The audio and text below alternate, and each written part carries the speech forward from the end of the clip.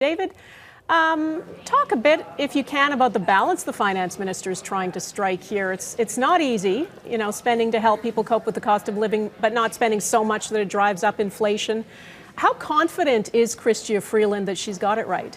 Well, she's certainly talking quite confident. She had a press conference inside the lockup with us in which she talked about the challenge, and she certainly talked about that in the budget speech as well, and I'm sure you'll hear about this from her in the days ahead. It is a bit of a tricky thing in the sense that she's trying to accomplish really three things. First of all, there are millions of Canadians fighting with the effects of inflation right now, and millions of Canadians need some help right now. And that costs some money. Not that much money, as I mentioned, just about a couple of $2 billion for this one-time rebate. So that's one thing, the needs right now of Canadians.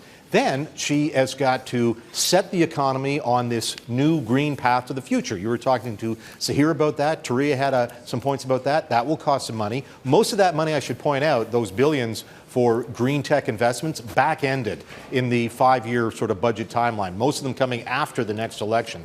And then the third thing she's got to do is really try to shore up the country's fiscal foundation for these expected headwinds we may have, for a slowdown in the economy, lower revenues for the government, and higher costs in terms of EI. So three things that she's trying to accomplish. She's done it, and Sahir was so helpful with us in the lockup. He was guiding us through the numbers that it really is prudent, some of the steps she's take. There is, quote, downside risk in the sense that the economy will not perform as well as possible. Tax revenue won't be as much as possible. But it's sort of some modest objectives sort of on each front, whether it's green tech or this one-time rebate. As you said, $467 is going to help people, but a lot of families with 4 or 5 kids, or a lot of families of 4 or 5 kids, I could imagine feeding them right now, but there you go. Costs a lot of money. The grocery bill has gone up. And where does that go? So, so there you go. Freeland's, I think she's been fighting in cabinet against some of her colleagues who want to spend more. She's definitely been on the side in the last couple of budgets for a little more restraint. Yeah, well, I think being finance minister means a lot of saying no, right? Dr. No, that's what Paul Martin used to be called, absolutely. Mercedes, I should say we're hoping to hear from the opposition, their reaction to this budget. We haven't quite yet, but if we get that, we will go to it. But Mercedes, there's always lots of politics wrapped up in the way governments decide to spend money. What do you think the political calculation is here for the finance minister, for the Liberals?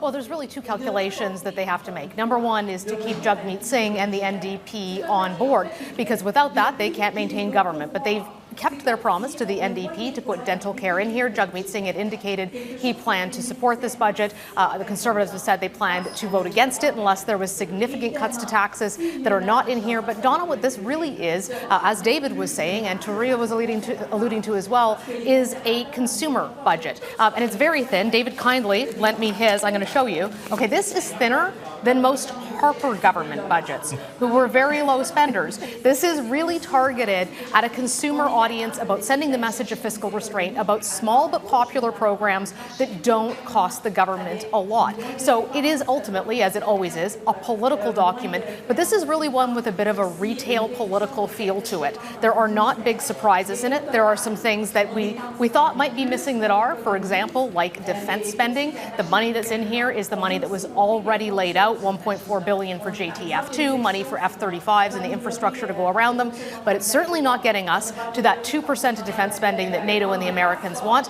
I've been told the Defense Policy Review, which will look at what we're going to buy, has been pushed after the budget deliberately, so we won't see that till 2024, and that might also be when we see pharmacare. Be a great time to drop that if you might be going into an election in 2025.